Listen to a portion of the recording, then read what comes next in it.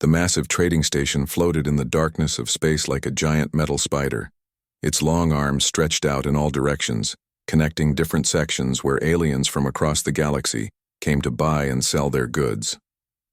The station was bigger than most cities on Earth, with corridors that went on for miles and markets that sold everything from exotic spices to deadly weapons. Captain Kim Tae-ho walked slowly through the crowded marketplace.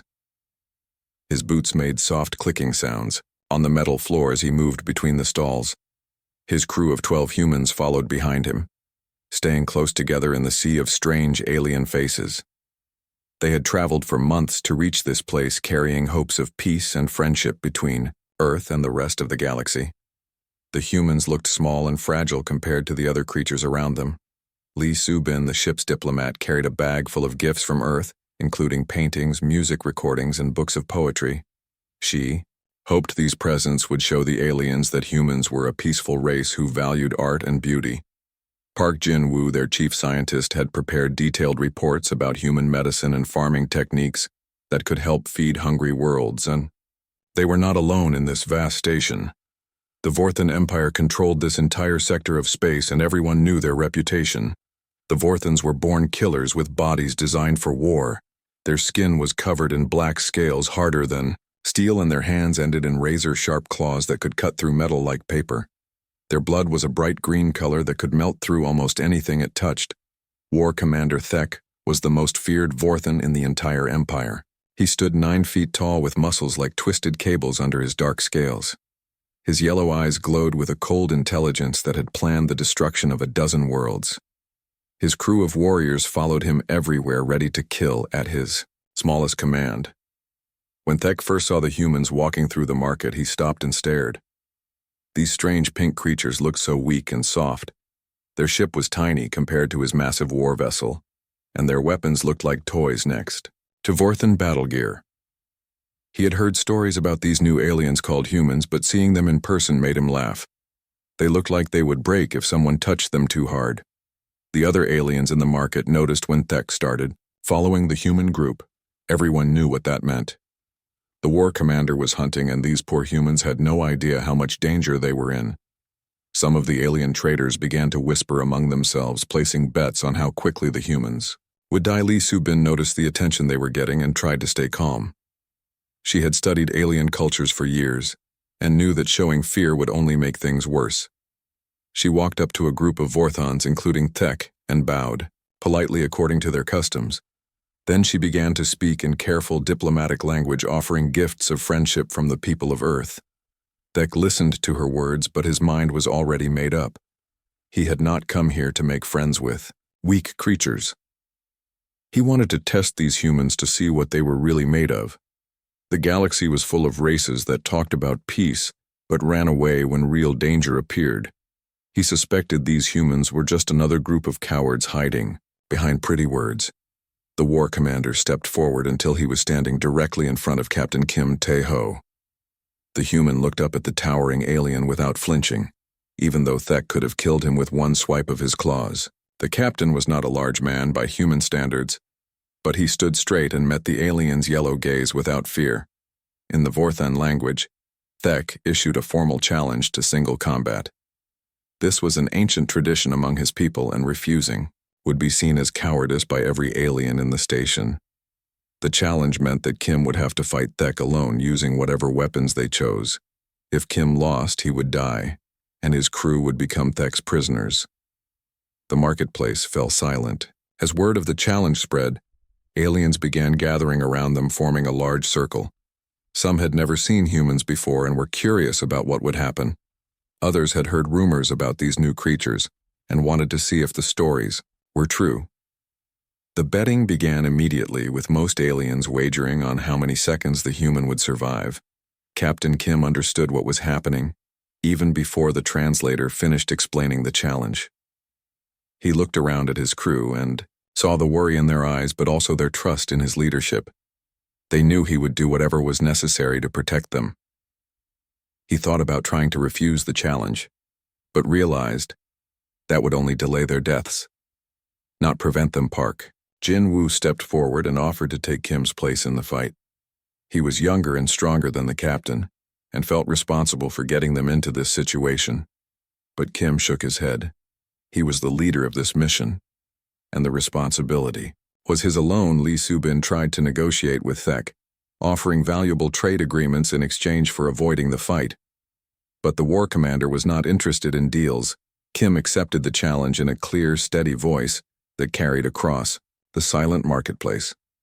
He asked for a few minutes to prepare himself, and Thek agreed, confident that no amount of preparation would help the weak human.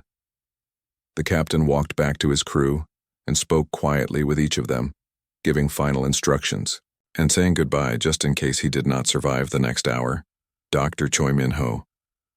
The ship's medic wanted to examine Kim before the fight to make sure he was in good health, but there was no time. Yang Hye-jin, the engineer, offered him a small tool that might work as a weapon, but Kim declined, saying he would use only his hands. The rest of the crew formed a tight group to watch the fight, knowing they could do nothing to help their captain once it began. The fighting ring was simply a large, empty space in the center of the marketplace with aliens crowded around the edges. Everyone was talking and making noise, but Kim noticed that his crew remained silent. They stood together with serious faces, showing no panic or desperation, just quiet determination to face whatever happened next. Thek removed his armor and weapons to make the fight more fair, though his natural claws and incredible strength still gave him a huge advantage. He stretched his powerful muscles and flexed his claws, making deep scratches in the metal floor. The alien crowd cheered and shouted encouragement to their champion, expecting a quick and bloody victory. Kim removed his jacket and rolled up his sleeves. He did a few simple stretches to loosen his muscles and took several deep breaths to calm his mind. He had been in fights before during his military service, but never against anything like this. The alien warrior was faster, stronger, and more experienced than any opponent he had ever faced. The two fighters moved to the center of the ring. The noise from the crowd began to fade. Everyone wanted to see the first exchange of blows. Thek crouched low like a hunting cat, ready to spring forward and end the fight quickly. Kim stood upright, in a relaxed fighting stance that looked almost casual compared to the alien's aggressive posture. The fight was about to begin, and Captain Kim Tae-ho was ready to show the galaxy what humans were really made of. The first strike came like lightning. Thek moved faster than the human eye could follow, his massive claws whistling through the air toward Kim Tae-ho's throat. The alien crowd gasped, expecting to see the human captain fall in the first seconds of the fight. But something impossible happened. Kim somehow twisted away at the last moment, taking a deep cut across his shoulder instead of a killing. Blowblood ran down Kim's arm, staining his white shirt red, but he did not cry out or show any sign of pain. He simply stepped back, reset his stance, and waited for the next attack. His eyes never left Thek's face, watching for the smallest hint of what the alien warrior would do next. The human crew remained silent, but their captain could feel their steady support like a warm presence at his back. Thek was surprised that his opening strike had missed. He had killed dozens of opponents with that same move, yet this small human had somehow avoided death by inches. The war commander circled his prey, looking for another opening. His yellow eyes burned with frustration as he realized this fight might last longer than he had expected. The second attack was even more brutal. Thek used his powerful legs to leap high into the air, then came down, with both sets of claws aimed at Kim's head and chest. The human rolled to the side but could not avoid the strikes completely.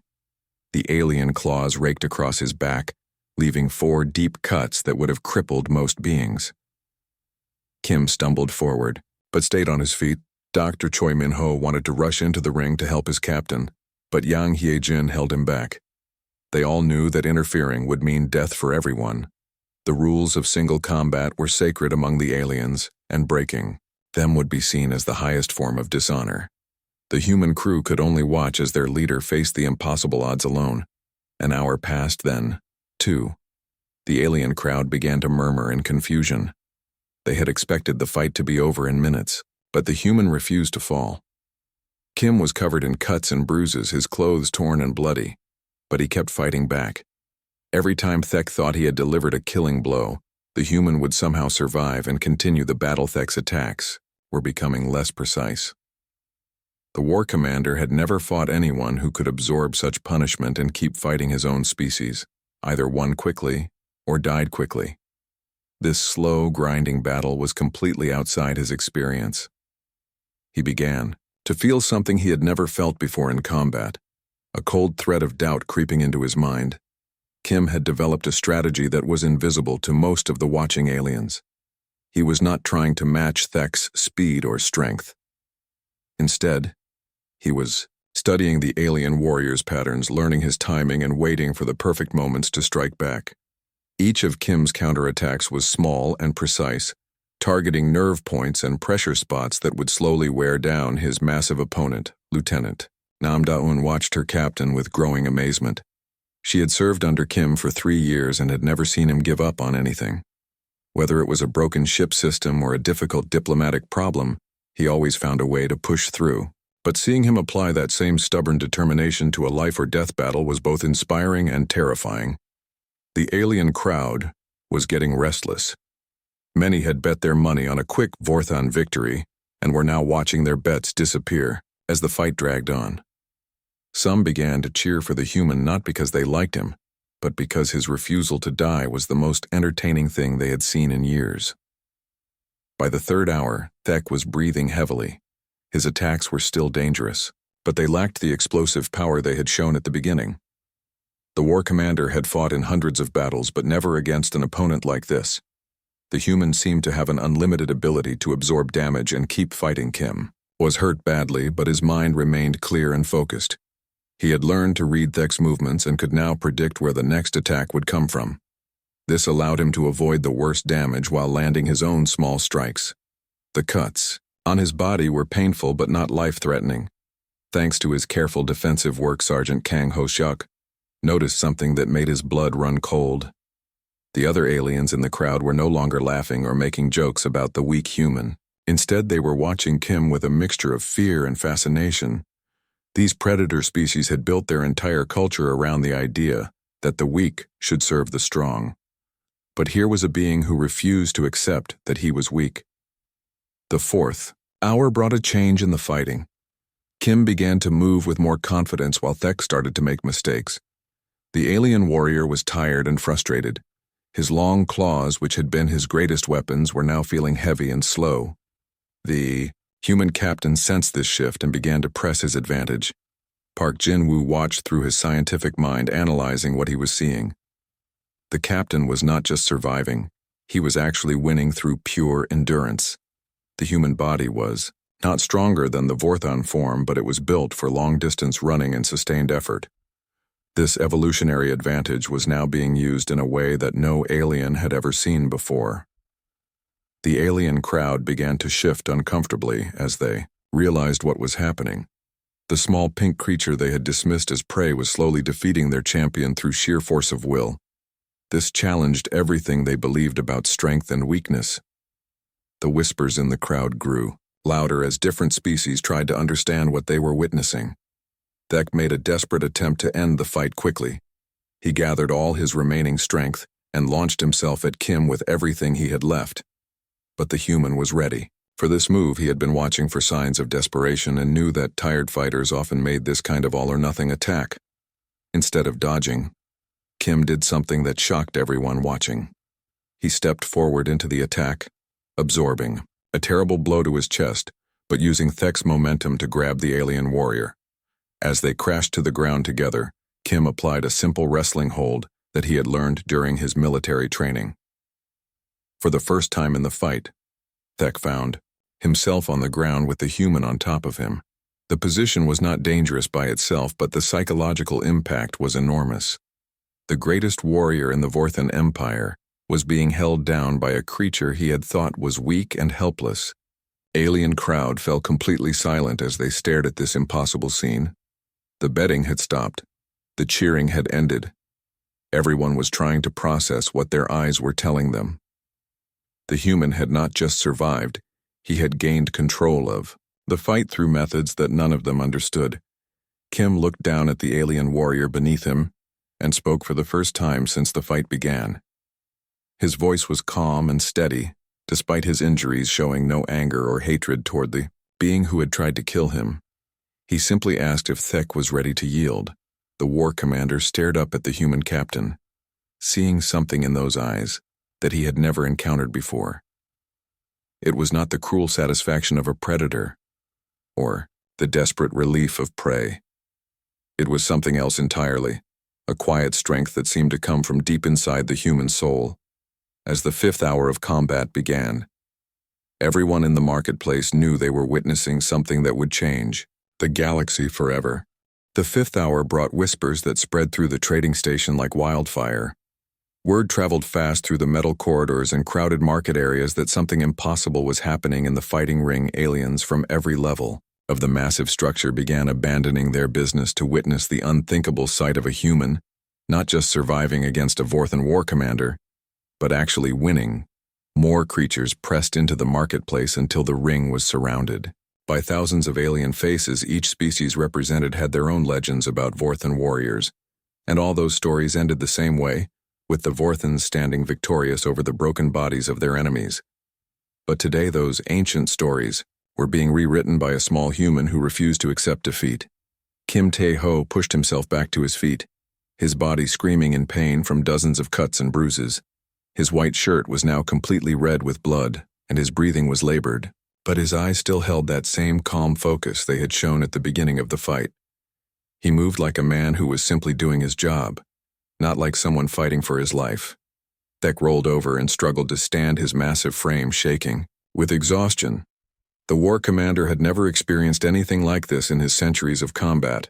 He was built for quick, decisive battles, not for this grinding war of endurance. His claws felt heavy, his muscles burned with fatigue, and for the first time in his life he was beginning to doubt his ability to win. The alien crowd had gone from excited bloodlust to confused silence, to something approaching fear. They were watching their understanding of the universe crumble before their eyes. The weak were supposed to submit to the strong. The small were supposed to fear the large, but this human seemed completely unaware of these basic rules of survival. Dr. Choi Min-ho stood with the other humans, watching his captain with professional eye concern. Kim had lost a dangerous amount of blood and was showing signs of serious injuries, but somehow he was still moving with purpose and control. The doctor wanted to rush forward with medical supplies, but knew that any interference would doom them all. Lieutenant Nam Da-eun noticed something that chilled her to the bone. The aliens around them were no longer looking at the human crew with hungry, predatory eyes. Instead, they were studying them with the same careful attention they might give to a dangerous weapon. The shift in atmosphere was subtle but unmistakable. Yang Hee-jin, the engineer, had been counting the strikes and analyzing the fighting patterns. Her technical mind told her that by all logic, Captain Kim should have collapsed hours ago. The amount of damage he had absorbed would have killed most humans twice over. Yet he was not just alive but gaining ground against his opponent. In the ring, Kim began to implement the final phase of his strategy. He had spent 5 hours learning everything about Thek's fighting style, his strengths, his weaknesses, and most importantly, his mental state. The alien warrior was frustrated, exhausted, and beginning to panic. Kim could see it in the way Thek moved, in the slight tremor in his hands and the wild look in his yellow eyes. Thek launched another desperate attack, his claws seeking Kim's throat, but this time the human was ready. He had been expecting this exact move at this exact moment. Kim ducked under the swipe, grabbed Thek's extended arm, and used the alien's own momentum to throw him across the ring. The crowd gasped as the 9-foot warrior crashed into the metal wall with a sound like thunder. For several seconds, Thek lay motionless against the wall while Kim stood in the center of the ring, waiting patiently. The human captain was swaying slightly on his feet, but his posture remained upright and ready. The silence stretched on until finally the war commander pushed himself away from the wall and faced his opponent once more. But something had changed in Thek's eyes. The confident predator was gone, replaced by something the Vorthan Empire had never seen before. A warrior who was afraid. Fear was not part of Vorthan culture.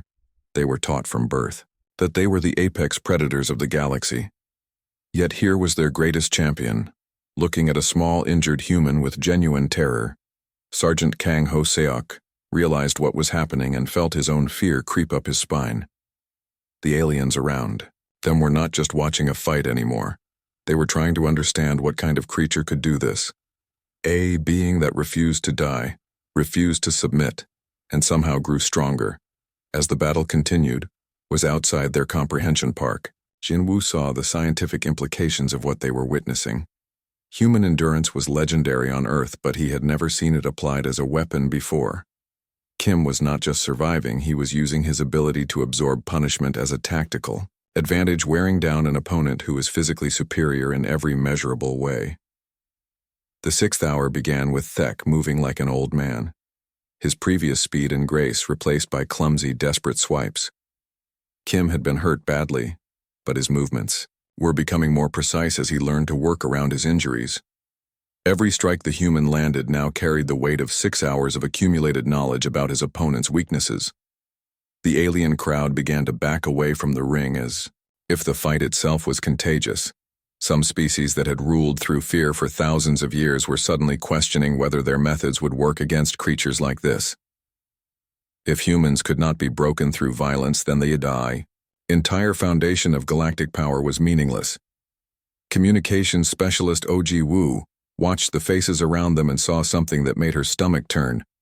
The aliens were not just afraid of Captain Kim, they were afraid of all humans. The crew was being studied like dangerous animals that might attack at any moment.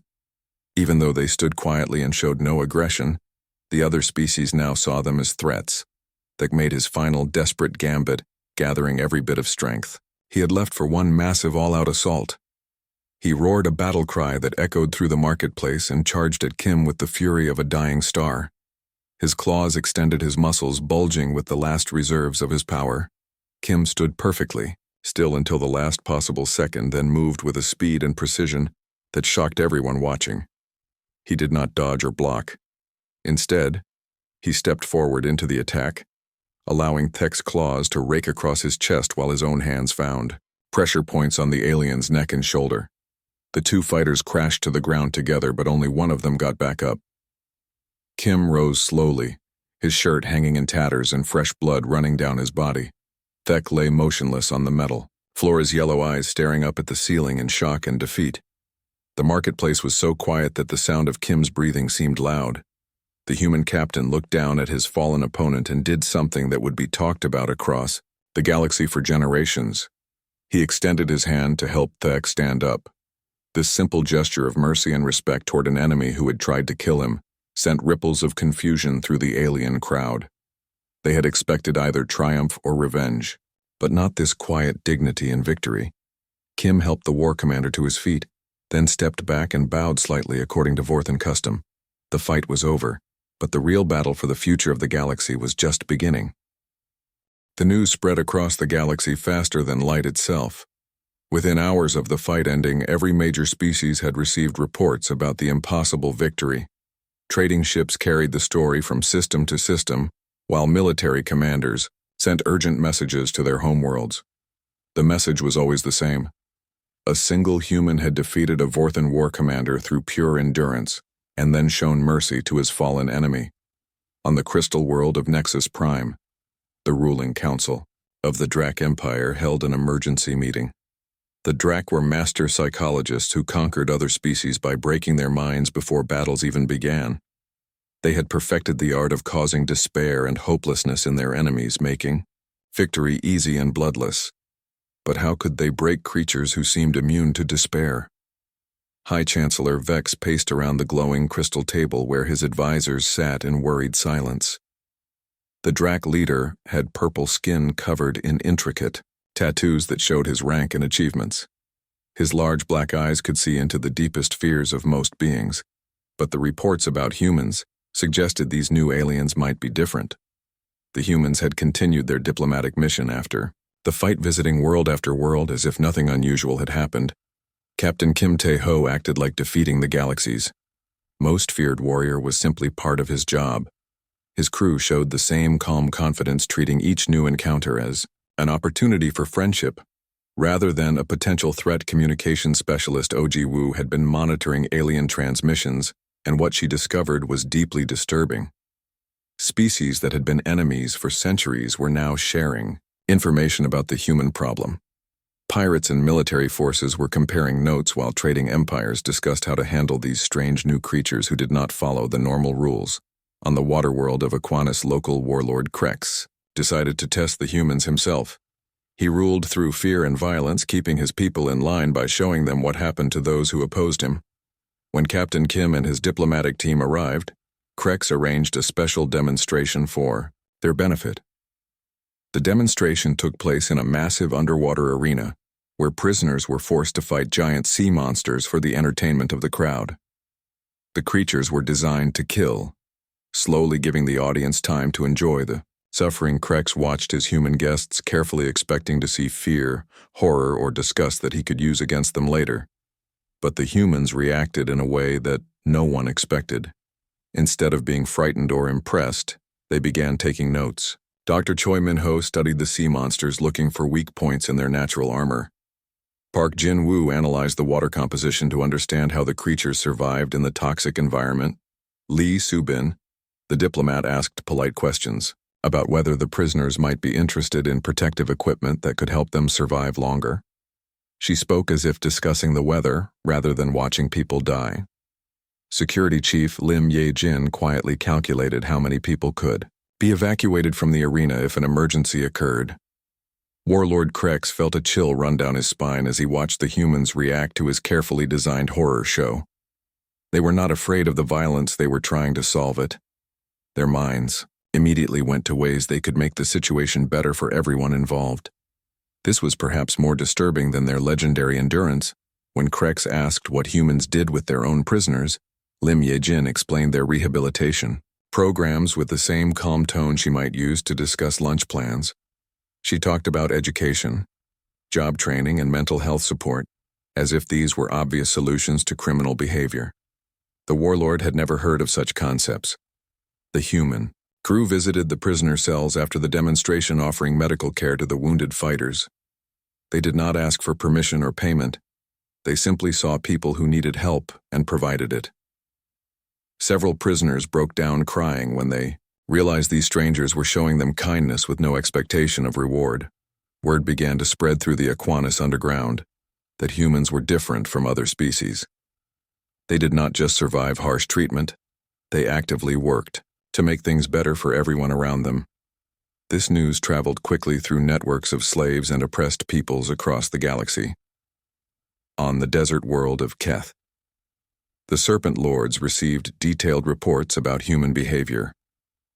The Serpent Lords were ancient beings who had ruled through careful manipulation and strategic cruelty for thousands of years. They prided themselves on understanding the psychology of every species in their territory. Prime Serpent Tash studied the reports with growing unease. The humans showed patterns that made no sense from a survival standpoint.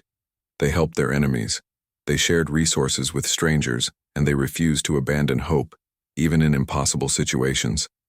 This behavior should have made them easy prey, but somehow it made them incredibly dangerous. The Serpent Lords called for a gathering of all major predator species to discuss the human situation. Representatives from the Vorthan Empire, the Drak Council, the Blood Clans, and dozens of other warrior cultures met in secret to share information and develop strategies. War Commander Thek attended the meeting, still bearing scars from his fight with Captain Kim. The other aliens treated him with a mixture of respect and pity, knowing that his defeat had shaken the foundations of everything they believed about strength and weakness. Thek spoke slowly as he described his experience fighting the human. The War Commander explained how Kim had absorbed impossible amounts of damage while studying his fighting patterns, learning his weaknesses, and slowly gaining the upper hand through pure determination. But what bothered Thek most was what happened after the fight. The human had shown him respect and kindness, treating him like an equal, despite having every right to claim victory.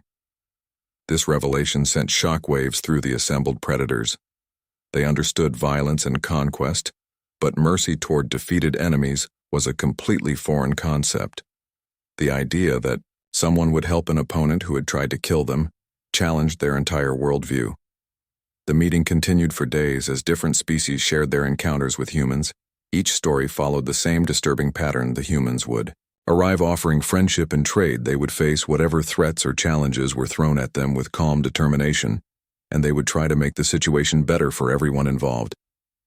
Pirates reported that human ships were impossible to intimidate. The crews would respond to threats by offering medical supplies, food, or technical assistance. The pirates found these encounters so frustrating that most began avoiding human vessels entirely. It was easier to rob someone who fought back than to deal with people who responded to aggression with kindness. Military commanders described battles where humans had turned enemies into allies simply by treating prisoners well and offering fair surrender terms. Conquered Worlds reported that human occupation forces spent more time building schools and hospitals than building fortresses. The assembled predators realized they were facing something unprecedented in galactic history, a species that grew stronger under pressure, that refused to be broken by violence, and that responded to cruelty with an unshakable determination to make things better. As the secret meeting ended, each species returned to their territory with the same chilling knowledge. The old rules of the galaxy no longer applied, and the humans were just getting started. 6 months after the legendary fight between Captain Kim Tae-ho and War Commander Thek, the galaxy had changed in ways that no one could have predicted. The great empires that had ruled through fear and violence for thousands of years found themselves facing a problem they had never encountered before. How do you control beings who refuse to be controlled? The changes started small, but grew like ripples in a pond. Pirates began avoiding human trade routes, not because humans had better weapons, but because dealing with them was exhausting in ways the criminals could not understand. When pirates attacked human ships, the crews would offer medical aid, food supplies, and sometimes even job opportunities. Instead of fighting back, Captain Kim received a message that surprised his entire crew. War Commander Thek had requested a private meeting on neutral ground. The same alien warrior who had tried to kill him 6 months ago now wanted to talk. The meeting was arranged on a small research station orbiting a distant star where representatives from different species often gathered. When Thek arrived at the meeting, he looked different somehow. The proud, aggressive stance was gone, replaced by something that resembled uncertainty. The War Commander sat across from Kim in a simple room with only a table between them. For several minutes, neither spoke, as Thek struggled to find words for concepts his language had never needed. Finally, Thek began to speak in halting phrases about problems his empire was facing. The Vorthon military machine had been built on the idea that fear was the ultimate weapon, but humans did not respond to fear the way other species did. This made it impossible to predict their behavior or control their actions. Kim listened patiently as Thek described worlds that were refusing to pay tribute, soldiers who were questioning orders, and civilians who were demanding rights they had never asked for before. The War Commander blamed the humans for starting these problems, but Kim saw something deeper happening. The galaxy was waking up from a long nightmare. The human captain made a suggestion that shocked Thek to his core. Instead of ruling through fear, the Vorthons could try building relationships. Based on mutual respect and shared benefits, Kim offered to help them transition to this new way of thinking, providing advisors and resources to make the change possible. Thek stared at Kim in disbelief. The human was offering to help the very empire that had tried to destroy him. This act of forgiveness and practical assistance was so far outside Vorthon understanding that Thek needed several minutes to process what he had heard. When he finally responded, it was to ask a simple question. Why? Kim explained that humans believed every problem had a solution, and every enemy could become a friend, given enough time, patience, and understanding. The Vorthons were not evil. They were simply using the only methods they knew. If someone taught them better methods, they might choose to use those instead. The conversation was recorded and transmitted back to Vorthon space, where it caused immediate chaos. Some military leaders called for Thek's execution for even considering such radical ideas. Others began to wonder if the human approach might actually work better than their traditional methods. On Earth, the diplomatic corps received reports that seemed too good to be true. Entire sectors of space were abandoning their old ways of doing. Business species that had been mortal enemies for centuries were now working together to solve shared problems. The humans had somehow become the catalyst for the greatest period of peace in galactic history.